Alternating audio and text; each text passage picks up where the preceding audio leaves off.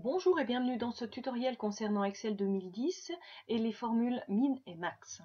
Dans cet exemple, je vais ici vous faire afficher le résultat du chiffre d'affaires le plus grand et en violet le chiffre d'affaires le plus petit.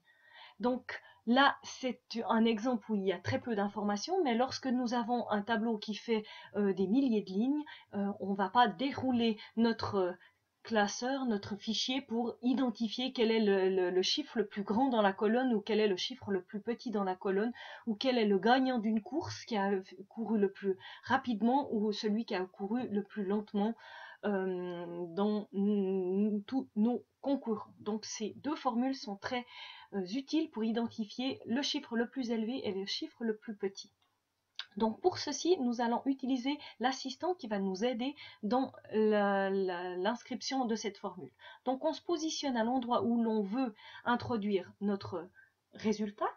Et puis nous revenons ici dans le ruban, dans l'onglet Accueil, sous les formules par défaut. Et nous avons par défaut ici la plus grande, donc c'est maximum, c'est max. Je clique dessus. Et puis ici, je vais simplement aller sélectionner. Je veux la colonne du chiffre d'affaires, donc les chiffres où il y a le chiffre d'affaires. Je ne prends évidemment pas le total parce qu'il va être évident que ça va être ce chiffre autrement qui va être le plus grand chiffre d'affaires. Donc, j'ai sélectionné ma plage et je valide avec Enter. Donc, c'est 750 francs qui est le montant le plus élevé dans tous ces chiffres-là. Je peux toujours recontrôler ma formule en venant cliquer dans la barre de formule tout en haut et je vois bien que c'est cette zone-là qui est sélectionnée. C'est bien le plus grand chiffre d'affaires que je veux identifier. Je valide avec Enter pour ne pas détruire ma formule. Je vais faire exactement la même chose pour le plus petit chiffre d'affaires. Je viens à l'endroit où je veux mettre mon résultat.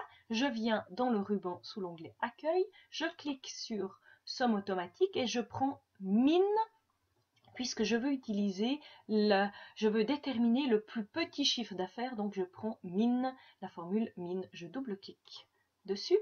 Et puis ici, je vais aller sélectionner de nouveau mes chiffres concernés.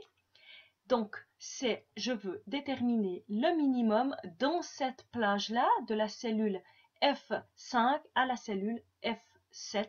Je valide avec Enter pour obtenir mon résultat. Merci pour votre attention.